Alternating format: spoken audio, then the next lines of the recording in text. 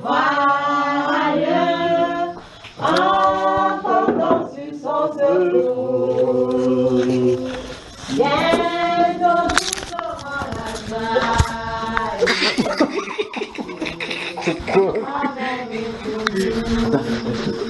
Le frère Séverin me persécute. Tu vas rendre compte. Tu vas rendre compte. Bonsoir. On m'a dit qu'il y avait l'obscurité ici. Que le Seigneur te bénisse, mon cher Boris. Il voulait enlever ma chaussure, il est venu me porter comme ça là. Ça va? Que Dieu vous bénisse. Que Dieu te bénisse, mon cher frère. Ça va? Ça va très bien, mon frère. Que le Seigneur te bénisse. Amen. Que le Seigneur te bénisse. On s'excuse. C'est le frère, ce qu'il nous fait. On passe dans le quartier, il dit passe comme ça, passe comme ça, passe comme ça, passe comme ça. Il nous fait tourner. Bonsoir la sœur Grâce. Bonsoir mon frère. Bonsoir. Bonsoir mon cher frère. Bonsoir. Bonsoir. Sur la vérité voir. Bonsoir encore. Bonsoir.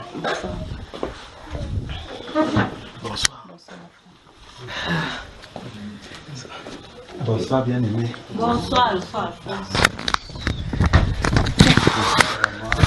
Pour des raisons indépendantes de notre monde. Amen. Nous allons prier notre réunion au Seigneur, que le Seigneur lui-même prenne le contrôle de tout ce qui sera fait, tout ce qui sera dit, et qu'à la fin nous puissions véritablement avoir la résolution que lui-même a pour nous en cette soirée. Père, nous te bénissons, nous te rendons grâce. Merci Seigneur Père pour un moment comme celui-ci. Merci parce que c'est toi Seigneur Père qui a prévu Seigneur Père, oh Dieu, ce temps Seigneur. Père, nous tenons même à te demander pardon Seigneur pour le retard que nous avons accusé.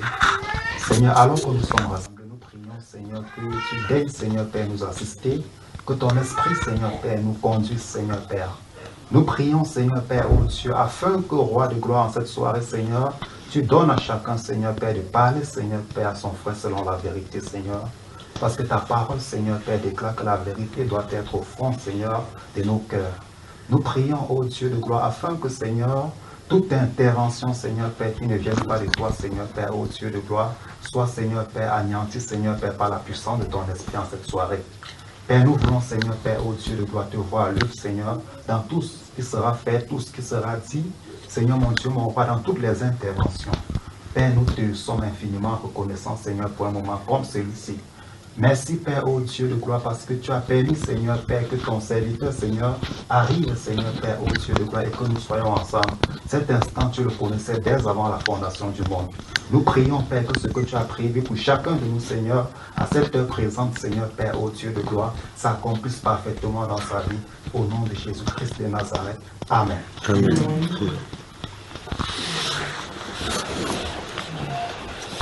Oh, alors que le Seigneur vous bénisse. Amen. Donc nous étions en train de résoudre autre problème quelque part. C'est pour ça qu'on a tardé. Et puis il y a les embouteillages à l'entrée de la ville qui tendent des Badjoun pour Bafoussam à l'entrée là parce qu'on est à Mbo. Mbo, c'est Mbo non? Mbo. Donc pour venir là-bas en traversant les agents de voyage, c'est pas évident. Et lorsqu'on entre dans la ville maintenant, c'est comme si c'était une tsunami quelque part dans toute la ville. Mais tout est bien qui finit bien, nous sommes là maintenant. En plus là, la lumière est venue aussi. Donc que le Seigneur vous bénisse. Je crois que de façon ordinaire, vous, d'après ce qu'on m'a dit, vous teniez les réunions ici, normalement ces jours-ci, le vendredi. Et puis vu l'atmosphère, j'ai dit aux frères que non, ce serait bien de tenir certaines personnes qui ne sont pas au courant à l'écart de ce qu'on devrions traiter ici. Mais avant d'entrer dans le vif du sujet, j'aimerais vous poser la question, qu'est-ce que vous savez du Cameroun et principalement de votre ville, puisque vous êtes dans la ville de Bafoussam? Savez-vous ce que le Seigneur a prévu pour la ville de Bafoussam comme vous y êtes là? Oui, frère. Vous savez, dis-nous alors mon frère, qu'est-ce que le Seigneur est en train de faire, et non seulement pour cela, et pour le pays, principalement. Il y a quelque chose de bien qui va commencer par l'Ouest. Oui. Maintenant du septembre, partout ailleurs. Amen. Donc vous êtes en train de guetter comme ça là, c'est sûr que vous êtes venu positionner ici. Vous nous abandonnez à Douala. Vous venez vous positionner ici pour cueillir cela. Oui. La situation du Cameroun concernant les crises qui se trouvent, parce que j'ai soin de le toucher ici, parce que ceci a à voir avec vous également. Comme vous êtes limitrophe avec le nord-ouest, qu'est-ce que vous, je ne sais pas si vous en parlez, est-ce que vous, ça vous fait quoi de savoir que vous vaquez à vos occupations, vous faites vos choses journalement, et puis nos frères souffrent. On parle de, si vous voulez enregistrer, vous pouvez mettre ici. Hein. Et on parle de près de 35 000, et les chiffres qui sont officiels sont évidemment pas officiels. On parle de près de 35 000 personnes déplacées intérieures. Il suffit que vous veniez à Douala, dans les zones où les enfants sont cantonnés, vous voyez comment les gens sont de faire la prostitution pour 200 francs. Parce qu'on n'a pas où habiter, parce qu'on n'a pas où aller, il n'y a pas de travail. Déjà, quand il y a la stabilité pour avoir du travail, c'est très grave. Quand on est en période de crise et que les gens quittent de loin pour venir dans la ville, trouver encore davantage de travail, c'est encore davantage grave. Et quand vous avez les gens qui, initialement, dans leur zone, étaient seulement des paysans, qui allaient seulement dans les champs, et qui sont obligés de se déplacer d'un lieu à un autre, qui ne savaient que faire du champ, on se pose la question, quand ils viennent maintenant dans la ville, par exemple, comme beaucoup de déplacés sont dans votre zone, qu'est-ce qu'ils peuvent bien faire? Oui, ou même si vous dites qu'il faut qu'on leur donne le champ pour qu'ils cultivent, quand ils vont cultiver, il va falloir attendre que ça puisse produire. Je ne sais pas si vous me suivez. Alors la question c'est, qu'est-ce que vous en pensez en tant qu'église? Il dit avant qu'on entre dans le problème qui nous concerne ici, qui nous réunit ici. Bonsoir Bafoussam. Bonsoir. Alors donc, je tiens à lui dire, lorsqu'on voit ces choses-là, au nord-ouest ou au sud-ouest, je parle du nord-ouest parce que c'est ce qui est proche d'ici. Et vous avez des gens qui viennent ici. Parce que là où le Seigneur a permis que nous allons habiter en Mbo, nous avons rencontré un garçon qui, quand nous avons voyagé, comme on a voyagé de Douala à ici jusqu'à sous la pluie, et puis il vient, c'est lui le gardien là-bas, il est le veilleur de nuit. Je demande à la femme qui suivait le lieu, il dit, mais il n'y a pas quelqu'un qui puisse laver la voiture ici, écoutez bien. Il dit qu'il y a quelqu'un. Et puis subitement, je vais pour accompagner les enfants, parce que j'ai accompagné les enfants chez maman Edith là-bas. Je reviens, le garçon est devant moi, parce qu'une autre personne est venue laver la voiture. Le garçon est devant moi quasiment, il a commencé à parler, je suis que c'était un anglophone, donc j'ai commencé à causer en anglais avec lui. Et puis je lui demande quel est le problème. Il dit que c'est avec des activités comme ça, comme laver la voiture, qu'il fait pour nourrir sa famille. Donc il était désolé du fait que quelqu'un d'autre soit venu laver le véhicule. J'ai commencé à lui poser la question, il a dit qu'il est un déplacé, il a fui les exactions qui se passaient au nord-ouest, il se retrouve ici avec sa femme et ses enfants. Et même là où il fait le gardiennage, ça fait des mois, ne le paye pas. Donc durant ces heures creuses, c'est ce qu'il peut faire, il peut voir, quand il voit le job ici, il peut avoir le job là. Donc comme je suis venu, il dit, y a-t-il un laveur, avec ces 1000 francs qu'il devait lui donner à l'issue du lavement des voitures, il devait aller nourrir sa famille avec. Ça m'interroge. Et Dieu sait que le Saint-Esprit ne met pas une position pour rien. C'est pour ça que j'ai attiré l'attention de l'église dans ces côtés-ci, pour qu'on puisse savoir comment gérer cela.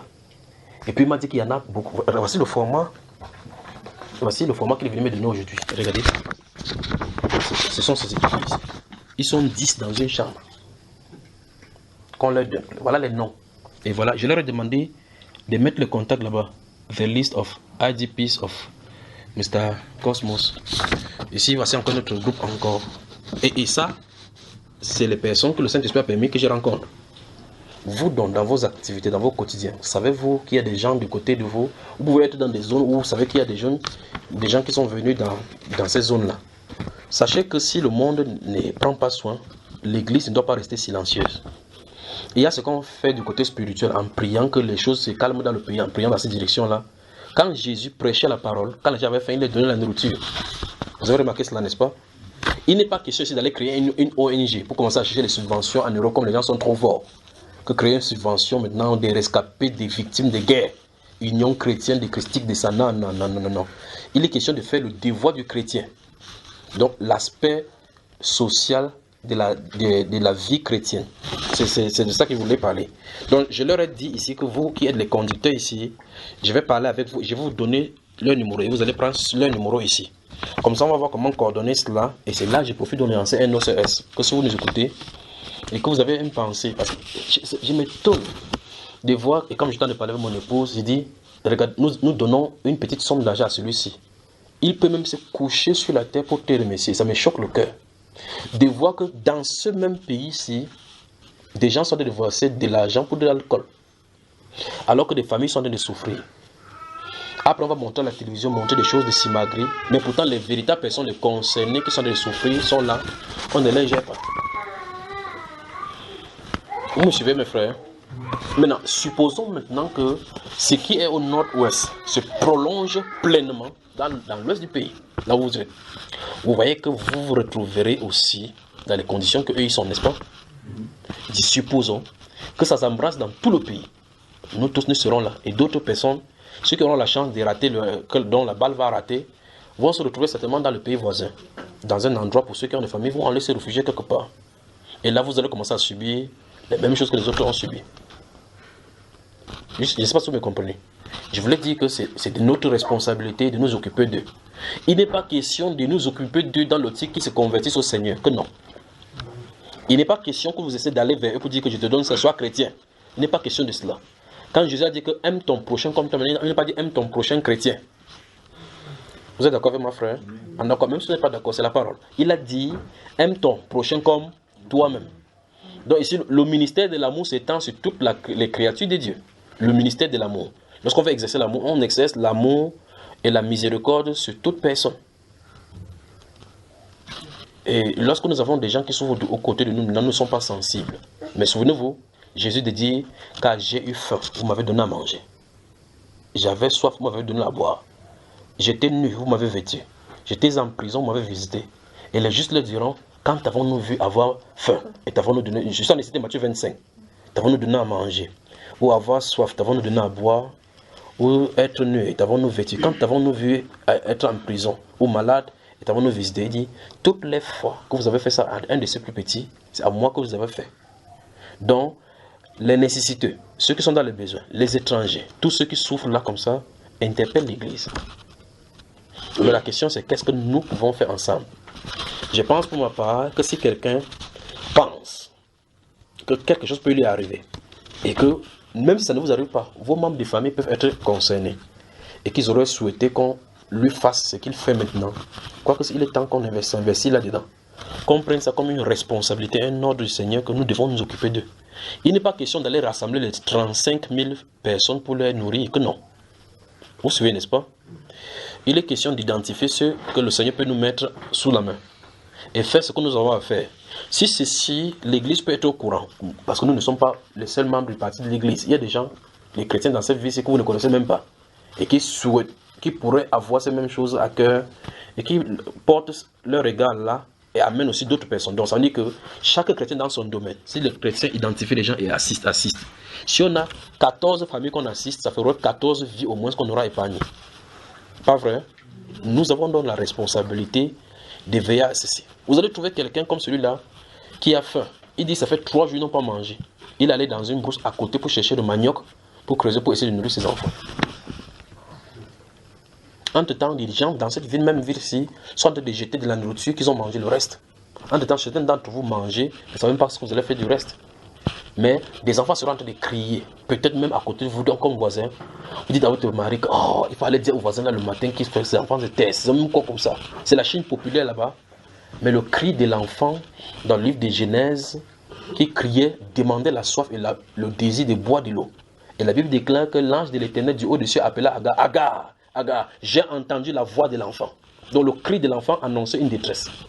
Et l'ange a appelé Agar pour dire, tourne-toi, regarde l'eau là-bas, voilà l'eau, donne à l'enfant pour que l'enfant se taise. L'enfant criait, il désirait boire l'eau.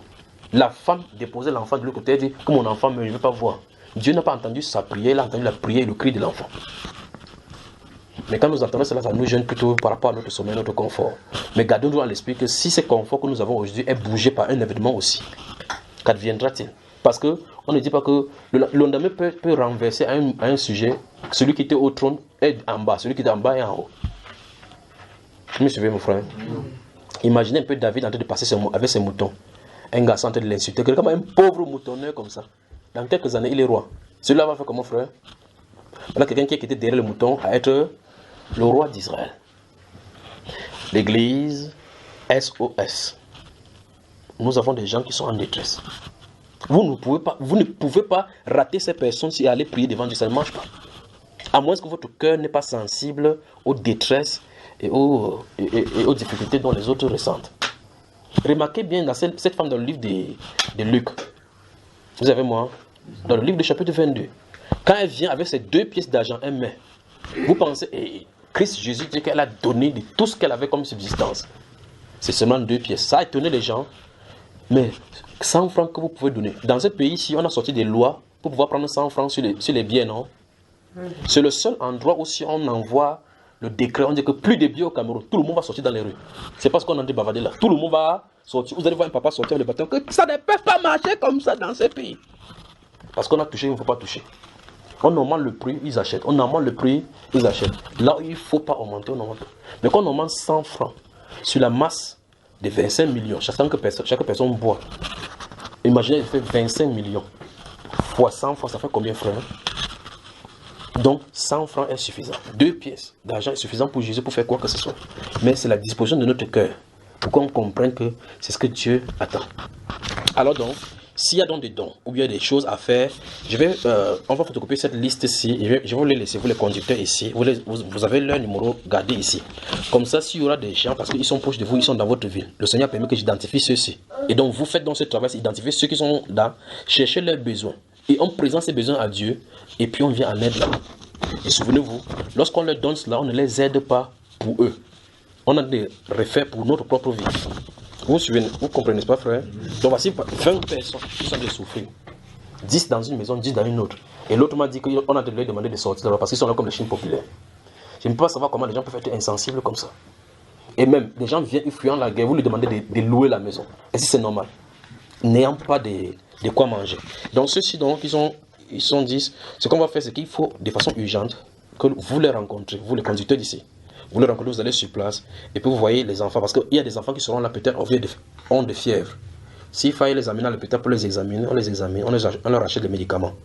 On leur achète les sacs de riz. S'ils n'ont pas de réchaud, on leur achète le réchaud, pour que ce soit au niveau de première nécessité.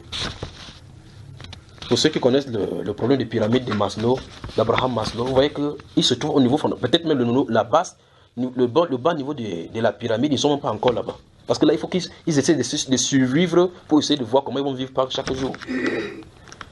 Et chacun d'entre nous, au moins, nous sommes encore au premier niveau. On peut quand même se sacrifier les uns pour les autres. Donc prenons ceci comme un devoir et une obligation devant le Seigneur pour pouvoir résoudre ces choses-ci. Vous avez certainement des gens dans vos quartiers, vous connaissez. Vous avez des gens. Venez en assistance avec eux. Si vous avez des choses que vous gardez, vous dites, je vais garder ici. Et si demain ça se saccage. Donc ici, nous avons des noms. Je vais vous les donner comme je dis. Quand rentrant là-bas, s'il y a des dons pour eux, on va vous les acheminer. Ça tombera entre votre main et vous allez gérer avec cette famille-là. D'accord, frère? Que le Seigneur vous bénisse. J'espère que je ne vous prends pas à compte en disant que j'étais obligé de le faire. Pour vous dire que c'est de votre responsabilité ici. C'est de votre responsabilité. Nous avons identifié notre famille. J'étais quelque part en train de me coiffer au salon de coiffure. Je crois que c'est dans le journal d'Equinox du 18 juillet. Le journal de 20h. Et puis, c'est dans de me coiffer. À Equinox, on fait un reportage d'une maman à Njombe Penja qui sont 17 dans la maison. La maison est avec la planche, les trous de part et d'autre. La maison est cassée, il y a 17 personnes. Ils se couchent à même le sol, les enfants sont malades. Personne ne vient en assistance. Les journalistes sont allés faire le reportage. Quand j'ai vu ça, ça m'a brisé le cœur. Là, j'ai dit au garçon qui me coiffait, il dit que donne-moi un instant. J'ai appelé le journaliste, j'ai dit trouve-moi le numéro de cette famille ici. Parce qu'il a appelé le garçon qui a fait le reportage, il m'a donné le numéro. Donc, comme votre programme ici était rapide, j'ai dit ok, à ma femme, mon épouse, quand nous rentrons là-bas, il faut qu'on pas visiter cette famille-là. 17 personnes, une maman, et quand on met la nourriture, ils ne peuvent pas s'en sortir, frère. On a besoin d'assistance. Ils n'ont ni un endroit, il faut le matelas. Il faut les moustiquaires. Parce qu'ici, même s'il faut soigner le malaria, il faut regarder la promiscuité dans laquelle ils vivent et essayer de résoudre le problème. Qu'est-ce qu'ils ont fait? Ils sont restés tranquilles. Les gens ont organisé une guerre, ils n'ont rien à voir là-dedans. Et les voilà se trouvent, d'autres ont les maisons brûlées. Chassés, ils ne savent pas quand ils vont venir. Gardez voir l'esprit que pendant que nous sommes ici réunis, et que quand la lumière s'éteint, on dit oh, il nous dérange, il y a des gens qui sont dans le champ qui mangent des racines de manioc. Dans le champ. Toutes ces intempéries, le froid qui se passe dans la brousse. Ils peuvent être mordus par le serpent. Ils peuvent être mordus par quoi que ce soit comme un insecte. Mais nous dormons au moins sur des matelas. Gardez voir l'esprit que des gens sont enceintes là-bas et ils accouchent là-bas dans la ville. Dans ces montagnes-là. Les lions peuvent les manger, tous les autres peuvent les attaquer. Ils dorment à même le sol, dans la brousse. Quand vous allez au champ, même en genoux, vous voyez les différents risques qui peuvent y être. Ces gens, depuis près de 3 ans, sont dans la brousse. Qu'est-ce que nous avons à faire? Et derrière cela, d'autres personnes créent donc des organisations non gouvernementales pour profiter, pour avoir des dons.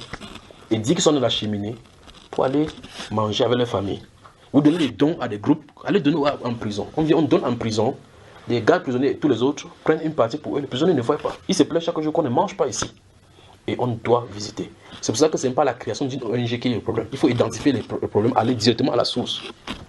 Vous suivez, n'est-ce pas? Est-ce que l'église de Bafoussam peut s'engager à ne pas rater le Seigneur avec ces choses-ci? Vous pouvez le faire, frère. Que Dieu vous bénisse. Donc je laisse ceci ici et ce sera comme ça. Donc si vous avez des gens dans le pays, de part et d'autre, en tout cas faites ce qui vous concerne dans cette zone. Si je vais vous assister dans cette zone-là, s'il y a des dons les concernant qui nous viennent en main, on va les acheminer vers vous et vous allez les acheminer aux concernés. D'accord? Souvenez-vous que si c'est libéré, donc pour les déplacer du nord, nos frères déplacés du nord-ouest, vous mangez un grain de riz. Vous allez voir, vous allez vous déplacer vous-même pour le nord-ouest là. Donc voici ça ici. Que le Seigneur vous bénisse. Et après vous allez prendre les numéros là. C'est terrible. Ça va frère, c'est vrai. C'est bien, frère. Tu n'es pas fâché de moi, non? Oui. Il fallait qu'il dise ça. S'il ne disait pas ça, il ne pouvait pas être tranquille, d'accord?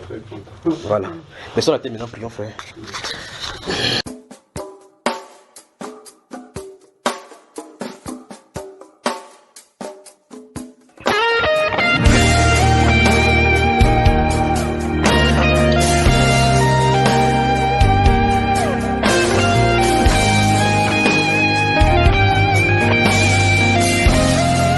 Cette chanson est ma prière pour mon pays, ma vision pour ma patrie. C'est mon état d'âme et mon cri. Dieu, écoute-moi, je te prie. Que ta gloire vienne sur ce pays, quelle que soit la durée de la nuit. Le matin, la lumière brille, car les ténèbres ne règneront pas toujours le jour. Brille,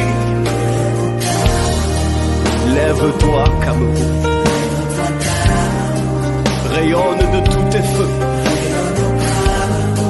Envole-toi Cameroun, vol, divin potier mou.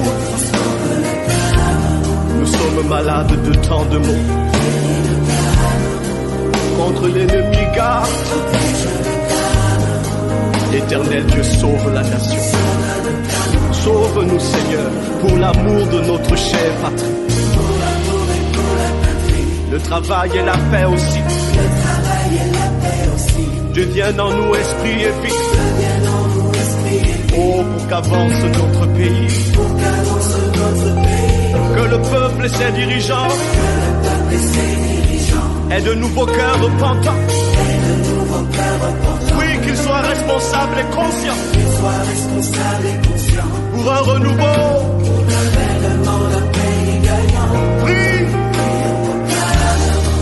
Réponds à ta destinée. Brille de toute ta splendeur. Envole-toi vers les hauteurs. Oh, Seigneur, change le Cameroun. Oh, nous sommes malades de tant de maux. Garde-nous de nos ennemis. Éternel Dieu, sauve la nation. Hosanna, sauve Seigneur. La vie et la mort sont au pouvoir de la langue, dit la Bible, et nous périssons par notre manque de connaissance. Car plusieurs dans leur ignorance sont amis du destructeur, par toutes sortes de déclarations négatives et de malédictions qui font venir le malheur sur la nation. Il est temps que nous changions de paradigme en changeant de confession. Au nom de Proverbe 11:11, la nation s'élève par la bénédiction des hommes droits, mais elle est renversée par la bouche des méchants. Que la voix des justes s'élève et plaide pour la nation devant Dieu qui promet. Si mon peuple, celui qui est invoqué mon nom, s'humilie, prie et cherche ma face, et s'il se détourne de sa mauvaise voie, je l'exaucerai des cieux, je lui pardonnerai son péché et je guérirai son pays. Oui, c'est en nous mettant sur nos genoux que nous construirons aussi une nation prospère debout. Si tu m'entends mon frère, ma soeur, élève ta voix avec nous maintenant et prie. Que ton nom soit sanctifié. Que soit faite ta volonté. Oui, que ton règne soit établi. Partout à travers le pays. Jésus-Christ, nous te couronnons. Seigneur et roi de cette nation. Et par la puissance de ton nom, nous jugeons, nous lions et nous renversons.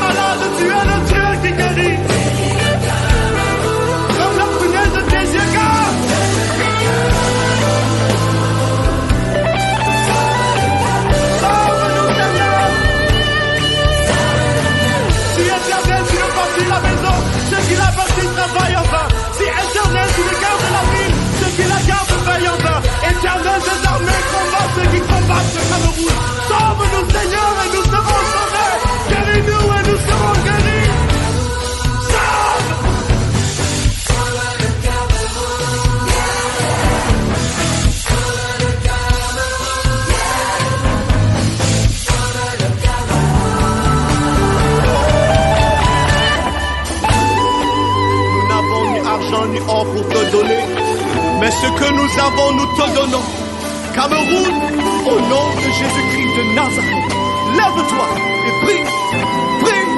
Alléluia, Alléluia, Alléluia, Alléluia.